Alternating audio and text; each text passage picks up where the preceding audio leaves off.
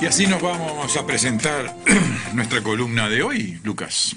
Lo que nos pasa, lo que pensamos, lo que nos inquieta y cuestiona, los temas que nos afectan a todos y nunca hablamos. El licenciado en psicología Luciano Bebeñi nos ayuda a entendernos. Y con intención de que nos ayude realmente a entendernos. Buenos días, Luciano. Buen día, buen día. ¿Cómo están? Muy bien. ¿En qué nos va a ayudar a entendernos hoy? Bien, hoy vamos a hablar, justamente de que hay veces que estar bien, justamente, cuesta, y hay veces que estar bien duele un poco, ¿tá? Por todo, en programas anteriores hemos hablado de que, esta nueva modernidad, hay como una concepción de lo fluido, ¿verdad? De que si algo no funciona de entrada, o que si algo no está bien, o que si algo cuesta, como que hay que descartarlo y hay que cambiarlo. Y en realidad eso es un concepto que en realidad está mal, ¿tá? Muchas veces justamente estar bien, ¿tá? Muchas veces tiene su sacrificio. Cuesta, estar bien cuesta. Estar bien es una construcción, ¿tá? Lo que pasa que, claro, este nuevo modelo, ¿verdad? Lo que hace es que justamente se bombardea a las personas con cosas de que, si no funciona se cambia, si algo no es fluido hay que dejarlo, si no hay química hay que buscar otras cosas, y en realidad eso es un error. Es un error porque justamente, las cosas más difíciles son las interacciones, son coincidir con alguien. En cualquier punto de vista es muy difícil. Es más, a consulta muchas veces vienen madres que dicen, mira, yo no puedo coincidir con mi hijo, no lo entiendo. Y justamente, imagínate si eso lo llevamos a una pareja, que inclusive son dos personas que mucho más que con un vínculo que no es tan fuerte como el de madre e hijo. Y justamente es una construcción, muchas veces lleva tiempo, ¿tá? Lleva que justamente haya cosas que tengamos que adaptarnos para que funcione, para que funcione el vínculo, ¿tá? No cambiar, sino adaptarnos para que ese vínculo funcione. Entonces, también yo muchas veces digo que estar bien, en muchos casos y en la mayoría, es una construcción de todos los días. Sí. Todos los días yo puedo hacer algo para estar bien con esa otra persona, ya sea mi pareja, ya sea mi hijo, ya sea mi familiar, ¿tá? Y eso cuesta, eso lleva una energía. Que este nuevo paradigma, justamente, una de las cosas que busca, justamente, es como que eso no vale la pena, ¿tá? De descarte, es la sociedad líquida que hablábamos. Que hablábamos, y pero como que esta idea de que todo tiene que ser fluido, todo tiene que ser saludable de entrada, y eso no es así. Justamente muchas veces también el estar bien es una cuestión de actitud. Y vuelvo a repetir, y esto de coincidir con alguien, que es lo más difícil que hay en lo que es las interacciones, si yo coincido con alguien en algo, ya es algo magnífico, porque lo más difícil en la vida es coincidir con otra persona. Justamente, entonces, si yo coincido con alguien, pero aparte, tengo algunas otras cosas, las puedo trabajar día a día. Puedo trabajar para estar bien. Pero eso también, claro, conlleva, un desgaste. Porque si no, claro, si no todo sería muy fácil, sería, yo no he fluido de entrada, lo descarto.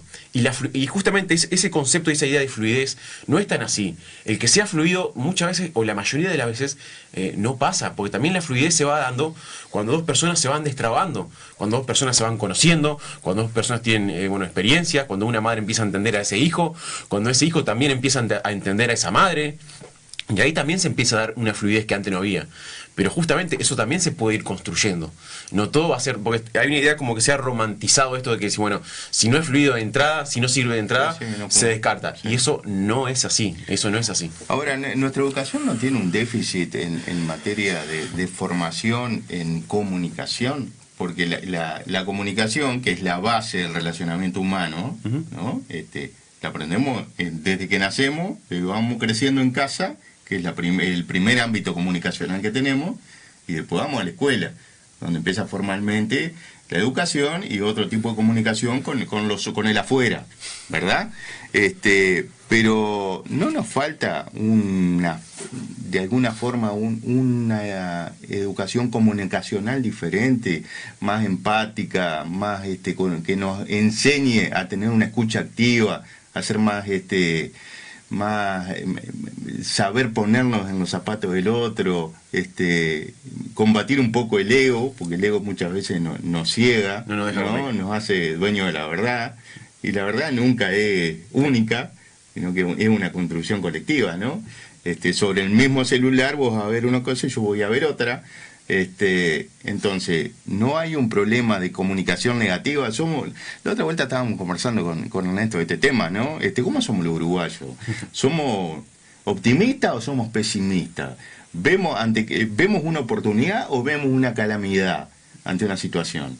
Sí, a ver, primero, por orden, primero que lo que dijiste, que está genial, es, para mí, por ejemplo, comunicación interpersonal, es más, hasta debería ser una materia de los primeros años, sobre todo del liceo, debería ser una materia.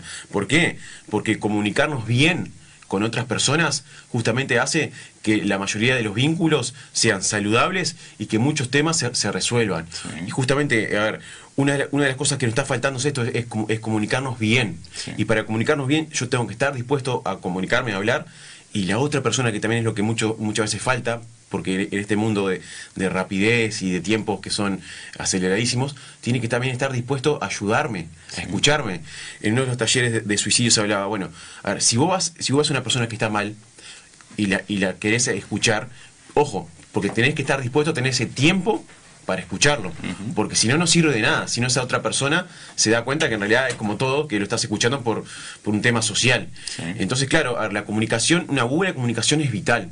Y justamente sí, estaría bueno que esté integrada de alguna manera a nivel escolar, a nivel liceal, que por ejemplo, que sí haya una materia justamente de comunicación interpersonal. Yo la llamaría comunicación positiva, ¿no? Positiva. Porque si hay algo importante en la vida es que seamos capaces de ver más allá de los problemas, identificar los problemas, pero buscar las soluciones, ¿no? Y muchas veces nos quedamos encerrados en ese problema y eso nos deprime, ¿no? O esto que tú decías, ¿verdad? Del ego, justamente. ¿Sí? Los vínculos son de dos personas. Bueno, pasa mucho, sobre todo, bueno, el ejemplo más fácil es el vínculo de pareja, ¿verdad? Sí. Y justamente muchas veces por los egos, esa comunicación queda trabada, ¿verdad? Bueno, yo me encierro en lo mío, la otra persona se encierra en lo de él, sí, y justamente, sí. Y ahí donde no se ve que en realidad la solución es justamente salir de ese encierro, poder abrirme, poder tener una comunicación, y justamente, pero que de ahí salga una construcción. La idea no es que cada uno, se quede con lo de uno, ¿verdad? O que defienda lo de uno, sino que juntos podamos hacer una nueva construcción en base, yo que sé, a un tema X. Sí, que seamos capaces de valorar, que nos haga dudar, ¿no? Yo siempre digo, yo con el tiempo, la vida me ha hecho cartesiano, ¿no? La duda como método. Como método, ¿no? Y dudar, pero estaré completamente en lo cierto, en lo que yo estoy pensando o estoy diciendo. El otro no tiene una cuota aparte de razón en lo que está diciendo y yo no lo puedo ver. Exacto. Muchas veces, claro, después a veces que claro, justamente vamos a terapia para esto, ¿no? Sí. Para que yo pueda salir de ese encierro y ver cosas que no veo. Pero muchas veces también eso lo puedo hacer con mi pareja. Sí. En el sentido, que claro, si yo estoy en una postura cerrado, claro, justamente, se torna difícil. Y muchas veces con escuchar al otro y con permitirme, dudar de lo que si yo estoy cerrado pensando es así o no, justamente también puede ser muy saludable, porque ahí, en base a la duda, es donde yo justamente me abro y puedo permitir que entre otra idea, que entre otra postura, que entre otra opinión, y en base a eso es donde se puede construir con un otro.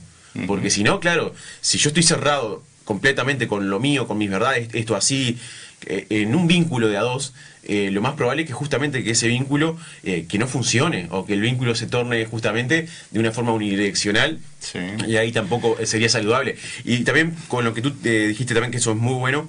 A ver, en programas anteriores hemos hablado de que muchas veces no se sabe por qué Uruguay es uno de los países con una tasa de depresión y de suicidio más alto, ¿no? En Sudamérica. Sí. Y justamente sí. La seguidilla que hemos tenido. Que ha sido impresionante en Frevento. Sí. Y muchas veces sí, los uruguayos a veces hasta arrancamos una conversación en el día, ¿verdad? Sí. En base a una queja. Sí. Qué calor que hace, está lleno el ómnibus, qué mal que jugó Uruguay. Sí. Sí. Y somos justamente de esto, de ver todo lo malo, y no vemos que somos un país súper chico, pero que tenemos una estabilidad de hace años, tenemos estabilidad política, tenemos más o menos una economía que tampoco es... Sí. Pero muchas veces siempre nos quedamos justamente con esto de lo malo, hasta justamente yo lo veo mucho también en campaña política. Las campañas políticas, a ver, obviamente que cuando uno entra en campaña y más cuando cada vez queda poco, uno va buscando, ¿verdad?, lo malo del otro, lo malo del país. Claro.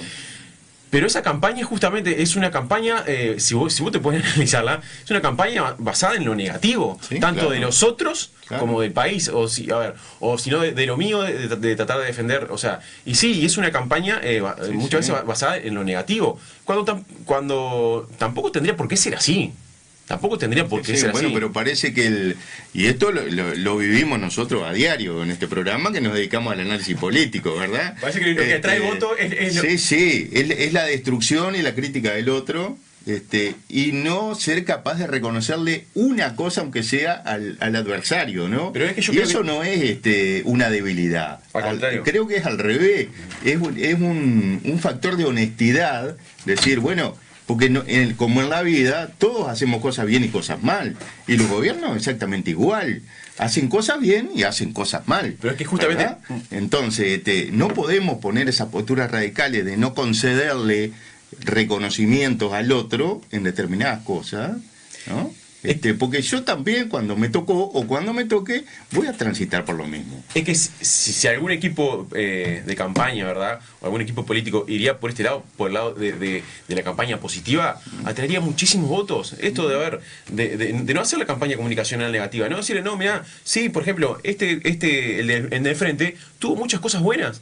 Y eso también inconscientemente es un muy buen mensaje, el hacer una campaña basada en lo positivo, y no en esto de todo negativo, el del frente, el del frente estoy diciendo el del otro lado, ¿no? Sí, sí, claro. Sí, el de frente. De la vereda enfrente. Ahí va, si no queda mal, Sí, ahí va. Que es todo negativo, o que el país es todo negativo, o que si los otros ganan va a ser todo negativo, y si yo no gano...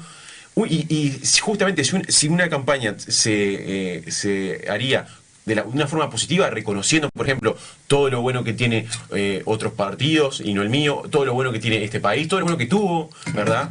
También a las personas, justamente en el momento en el que estamos, que hay una apatía histórica, yo diría, nunca viste la apatía, la falta de fervor que hay político. Sí. Si se trabajara en una campaña así, desde lo positivo, como recién hablamos, con todo lo negativo que somos los uruguayos, sin duda que le iría muy bien.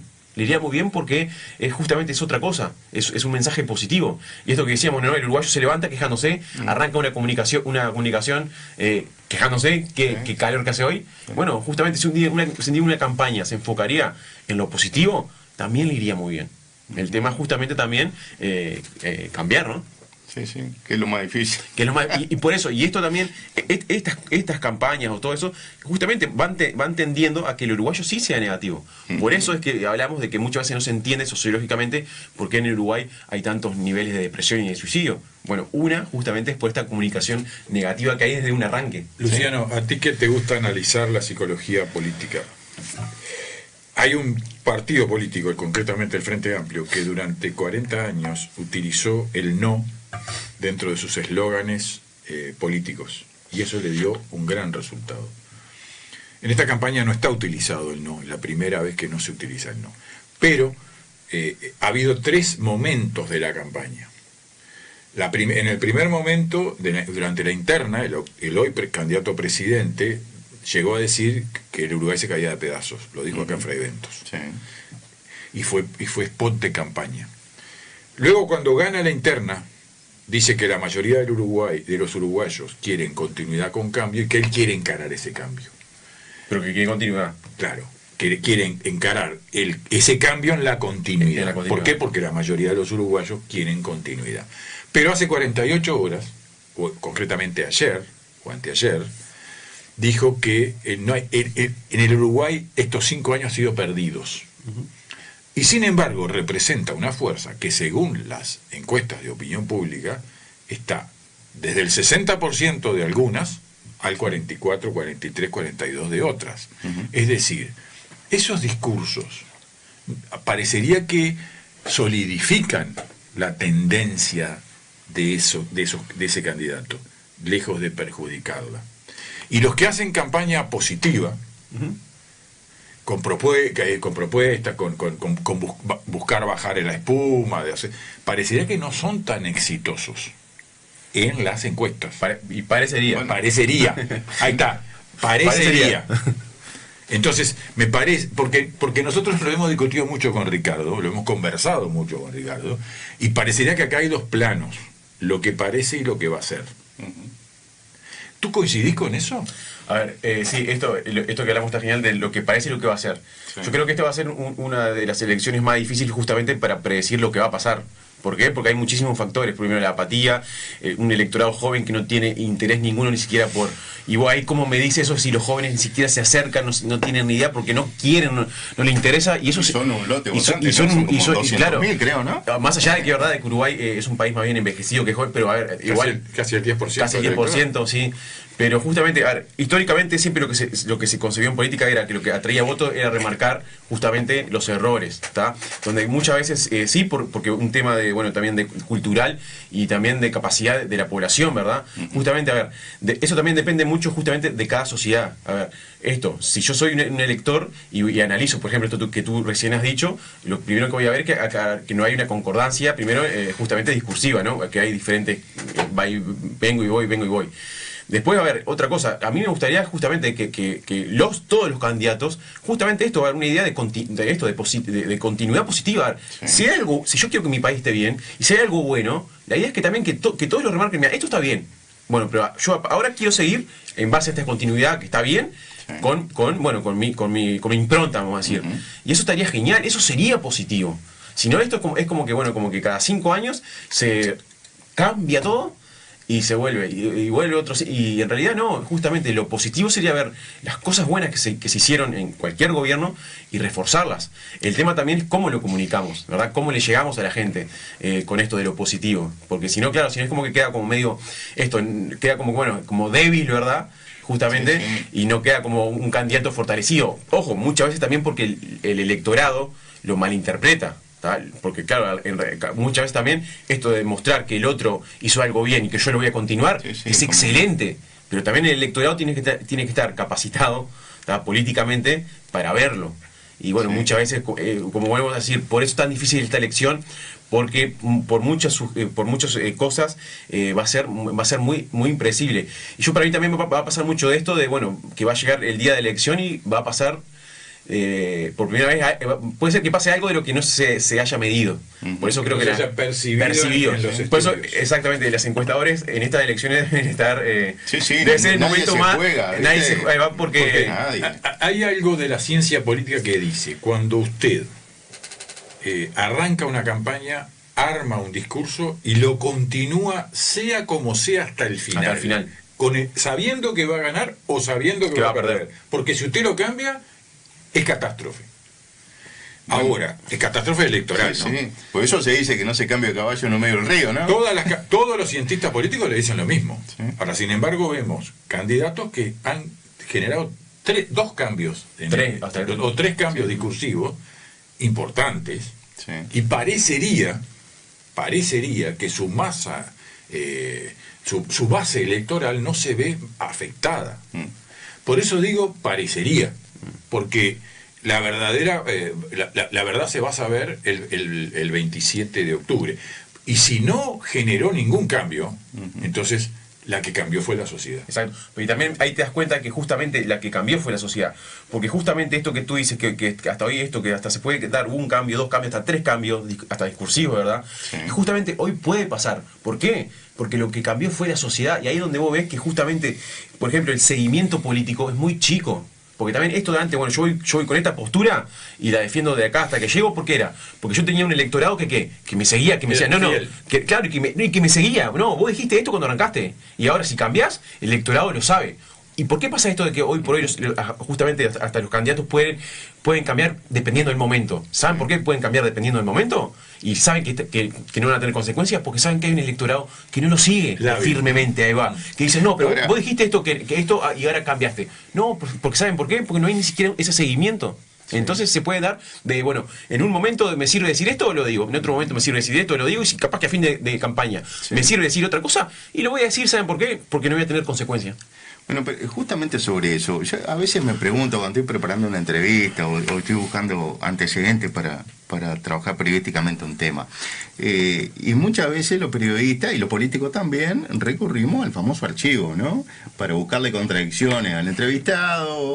Nadie soporta el archivo. Claro, exactamente, que todos tienen un muerto en el ropero.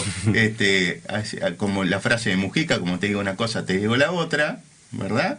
Que esa frase creo que es... Con lo cual él pontificó el cambio. Sí. Intuyó esto Sí. que dice Exacto. Luciano. Mujica intuyó esto que dice Luciano, Sí. lo institucionalizó Sí. y hizo público algo que ocurría levemente, pero que Exacto. hoy es moneda corriente. Sí, y que le pasa a todo el sistema, ¿no? Entonces yo a veces me pregunto, ¿pero está mal cambiar de opinión?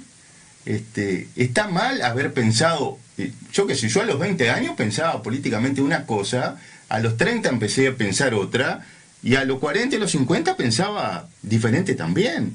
¿Por qué? Y porque la vida me fue madurando, fui aprendiendo otras cosas, tenía más conocimiento de lo que tenía antes, ¿verdad? Recuerdo una frase de Galeano cuando le preguntaron al final de su vida sobre el libro Las venas abiertas de América Latina, ¿no? Y dijo que se arrepentía de haberlo escrito.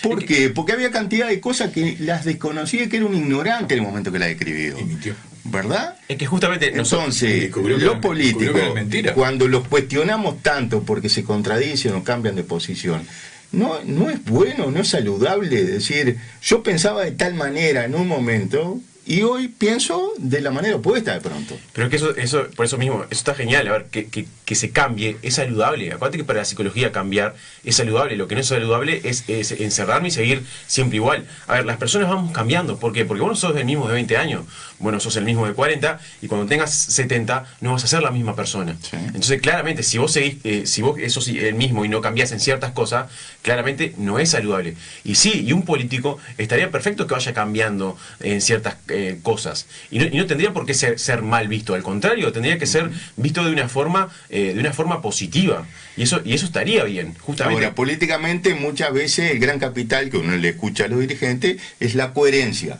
¿no? Sí, que Yo que se nunca mantenga una- cambié de opinión, ¿no? No, Desde el no. año 60, 70 hasta hoy sigo pensando y diciendo lo mismo. No, eso, ¿no? eso claramente es un error, ¿está? ¿Por qué? Porque dijimos acá, el mundo cambió, la sociedad cambió de tal manera que si vos te das cuenta de estas elecciones, te das cuenta que lo que cambió fue la sociedad. Entonces si alguien te dice, no, yo sigo pensando en lo mismo, en realidad es un error. Y otra cosa también es que en algún momento, algún candidato que solamente se dedique a hablar positivo y de su partido o de su postura, porque yo a veces analizo y yo veo distintos candidatos, un candidato X, ¿no? El tiempo que gasta en hablar del otro Sí. y en lo poco que justamente Utiliza para hablar utiliza de lo para... Eso también habla de una carencia de contenido político. Porque también hay que... A ver, si le caemos al electorado, que es verdad que en este momento no está a la altura, ¿tá?, de lo que ha sido Uruguay, también hay muchos políticos que yo lo analizo y digo, pero ¿por qué casi todo el tiempo del discurso es en cosas negativas y en hablar de un otro? Un día va a ganar un candidato que se dedique a ser positivo y a hablar de sus posturas, de sus proyectos, pero claro, para eso hay que tener contenido. Ahora, muchas veces los candidatos caen en un egocentrismo enfermizo, ¿no? Hay un libro muy famoso, no sé si has tenido oportunidad de leerlo, que se llama En la salud y en la enfermedad, que lo escribió un psiquiatra inglés, y que describe muy bien lo que él denomina el síndrome de Ibris, ¿no? Que es la enfermedad del poder. Cómo cambia la persona el vínculo con el poder. Exacto. Y algo tiene que haber, porque una vez que se gana el poder, nadie lo quiere largar, ¿no? Es adictivo, evidentemente, ¿no? Exacto, el poder es... Perdón, no nadie, la mayoría. Bueno, la inmensa mayoría, conozco nadie. muy contadas excepciones de gente que se ha ido por propia voluntad. No Si no nadie. se van con los pies para adelante o porque no tienen más votos, ¿no? Justamente Pero- está comprobado que el poder Hay un, trabajo, es hay un adictivo. libro sobre el síndrome de Ubris también, hay un libro muy interesante del doctor Nelson Castro, en Argentina, Ah, sobre sí. Sobre Cristina Fernández. Bueno, es Cristina Fernández, pero en realidad es el síndrome de Ubris en el poder en Argentina. Sí. Y creo que está preparando otro ahora sobre Milei. ¿Cuál es Milei. el periodista? ¿No? Pero Sí, pero sí, además de médico, ser periodista, es médico, y es un hombre que investiga y que ha ejercido la medicina con el periodismo. Es un libro muy interesante, yo lo he leído, y leí ese libro que tú dijiste, porque es sobre el que él se basa, Claro, exacto. para analizar a los gobernantes desde el poder y el síndrome que representa el uso del poder. Y en Argentina ha habido varios que, Sí. que no han querido... Él analiza a Perón, él analiza ha habido varios que se han... a Cristina Fernández, a Néstor Kirchner. Acá también lo tenemos, ¿no? No hay que ir muy lejos. Sí, pero quizás en Argentina se nota más, ¿no? Sí, sí, bueno, Quizás Argentina porque, por sus características, quizás porque es un ¿no? país mucho más presidencialista que lo que es el Uruguay. Sí. Pero el tema del poder no es solo con los presidentes ni los gobernantes. No, bueno, el sector privado también. ¿no? Hay un dicho que es muy sencillo: si querés conocer a Juancito, dale un carguito. Sí, sí. Eso está expresando lo mismo, ¿no? Sí. Bueno, Cualquiera con si poder. vos analizás los tipos, los grandes empresarios a nivel internacional, Elon Musk, por mencionar uno de los más conocidos últimamente, bueno, tiene esas altitudes. El tema que psíquicamente, claro, a ver, el poder me da en un corto plazo, muy corto plazo, algo que a las personas, claro, es que te eleva muchísimo, pero muchísimo la autoestima. Entonces, claro, la persona es como que se siente como que está volando, porque claro, tiene cosas, o la autoestima se va tan alto en tan poco tiempo que a la persona le encanta. Entonces, claro, es como que te den una droga muy fuerte. Sí, sí. Claro, vos te sentís como empoderado, ¿se entiende? Sí, claro. Y ni siquiera entendés lo que te pasa. Y claro, eso te hace que yo no quiero dejar esto. Yo estuve al lado de alguien que me enseñó a tenerle miedo al poder. Sí, sí, bueno, es buena cosa. Y un hombre que lo ejerció magistralmente. Ujú, Que todo el mundo lo acusaba de autoritario, ujú. doctor Mario Carminati, un hombre que le temía al poder. Y siempre me dijo: tenele miedo al poder, porque es lo que más fácil te envuelve. Sí, claro. ¿Ah? Y cuando uno aprende y Además hace, te rodean los amigos del poder, Exacto. que eso es un peligro. Cuando ¿no? uno hace el esfuerzo de tenerle miedo al poder, porque hay que esforzarse para tenerle miedo, pues lo más fácil es el sí señores, no señores, el chofer, Sí, sí. el que te abren la Todo puerta, la entrar preventa del bajo poder, palio, ¿no? salir.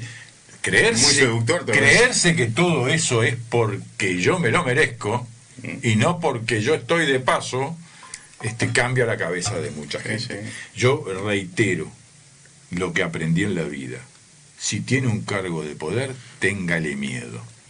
Y eso también, y el entender que el poder en realidad es pasajero. Y es servicio. Exacto, yo Es tengo ese poder, transitorio eso, yo tengo ¿no? ese poder porque estoy acá. Pero eso no significa Claro. que ese poder sea por mí. Claro. Es porque yo estoy acá. El día que yo no esté acá, ese poder no va a estar. Claro. Y ahí es donde el poder se confunde. Porque yo no sé discriminar que en realidad ese poder no es que yo sea mágico, que tenga... Sí, No, sí. ese poder es porque yo estoy acá. Es por los votos, es porque me nombraron, es por lo que fuera, es una circunstancia que me llevó claro. ahí y es la misma que me va a sacar Es de ahí. algo transitorio. Mira. Una vez le escuché una frase de esa típica de Mujica, ¿no? Hablando de la presidencia, y la definió como esta changa que me tocó. ¿no? Claro, el inquilino del poder. Claro, Temporal. estoy Seguro. seguro. Señores, se nos fue el Muy tiempo. interesante, como Luciano, siempre, muchísimas Luciano. gracias. Te invitamos para el próximo miércoles a que nos dediques una columna a 24 horas o 36 Sí. horas del cierre. de la campaña. Hablando de la campaña positiva, la calle Pou hizo la positiva y perdió. ¿no? Perdió. Eso para estudiarlo, ¿no? Te mandamos los deberes. Pero hizo una ¿Por qué cam- perdió la campaña positiva? Claro, pero hizo una campaña positiva en 2019 y no le fue mal. Y su candidato viene haciendo una campaña positiva, veremos qué resultado tiene. Macri hizo una campaña positiva y Macri ganó. hizo una campaña positiva y ganó. En fin, veremos. Va a ser muy interesante conversar contigo este tema el miércoles Muy bien. porque estamos al cierre de la campaña electoral y nos parece relevante incorporar algún pensamiento distinto al bardo en el que vivimos todos los días. Gracias, Luciano. Gracias. Vamos ustedes. a la pausa.